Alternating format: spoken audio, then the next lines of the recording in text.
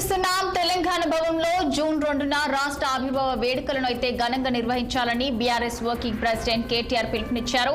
జాతీయ జెండా పార్టీ పతాకాన్ని ఎగరవేసి పెద్ద ఎత్తున సంబరాలు నిర్వహించాలన్నారు.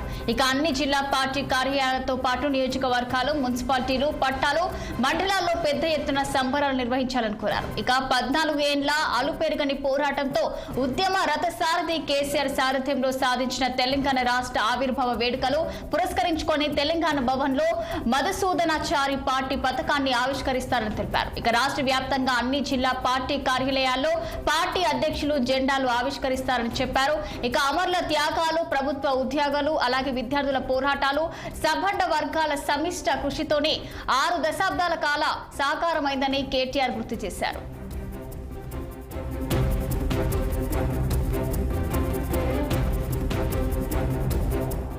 ఇక ఇదే అంశంపై మరింత సమాచారం మా political bureau chief Ram phone line లో అందించేందుకైతే సిద్ధంగా ఉన్నారు.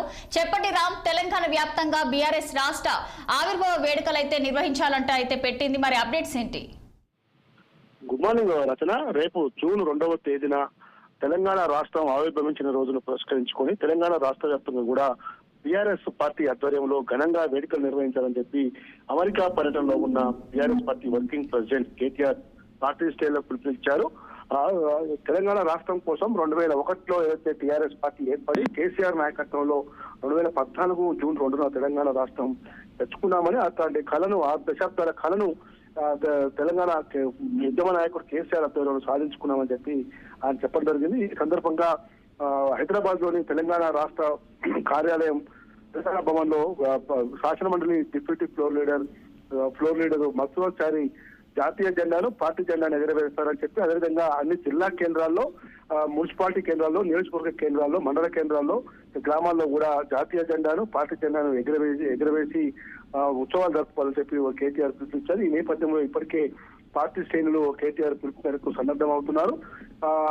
ఈ నేపథ్యం 14 సంవత్సరాల పాటు తెలంగాణ రాష్ట్రాన్ని దేశంలోనే ఒక నెంబర్ 1 రాష్ట్రంగా తీర్చిదిద్దిన ఘనత కేసీఆర్ అని చెప్పి, ఇప్పుడు 2 జాతీయ పార్టీలు కాంగ్రెస్, బీజేపీలు తెలంగాణ రాష్ట్రాన్ని కథావికలం చేస్తూ మొత్తం చేపట్టిన అభివృద్ధినంతా కూడా నాశనం చేస్తున్నాయి. ఇలాంటి విధానాలు రాష్ట్రంలో కాంగ్రెస్ పార్టీ అవలంబిస్తున్న ప్రజా వ్యతిరేక విధానాలు, అదేవిధంగా దేశంలో కేంద్రంలోని ఎన్డీఏ ప్రభుత్వం తెలంగాణ రాష్ట్రానికి ముందు చేసి చూపిన వైనాన్ని కూడా ఈ సందర్భంగా పార్టీ శ్రేణులకు, ప్రజలకు సందేశాన్ని ఇచ్చే విధంగా పార్టీ శ్రేణులు సమాయత్తం కావాలని చెప్పి కేటీఆర్ పిలుపునిచ్చారు.